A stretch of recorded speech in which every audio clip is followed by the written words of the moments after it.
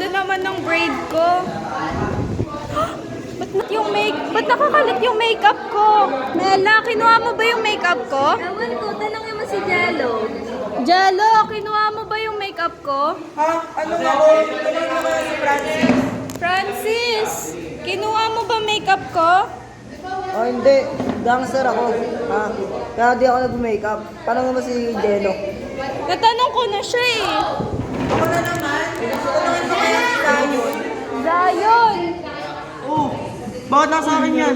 Bakit ano yan? ginamit mo ba yung makeup ko? Ha? Ano ba't ko gagamitin yun? Kalat-kalat mo, tapos maninisi ka pag may gumamit. Wala. Malabong ako. Tigas-tigas ko eh. Baka si Fidel, tanong mo. Takigit yun. Fidel, kinuha mo ba yung makeup ko? Hindi ako nagme-makeup. Kaming dalawa dito. Mamaya kasi may babanatan kami mamaya. Di ba? Nag-isip ako ba't ako magme-makeup? Tanongin si Prince sa akin nun. Nananahimik ako. Prince, kinuha mo ba makeup ko? Oh, ba't ako? Nagre-rest lang ako dito.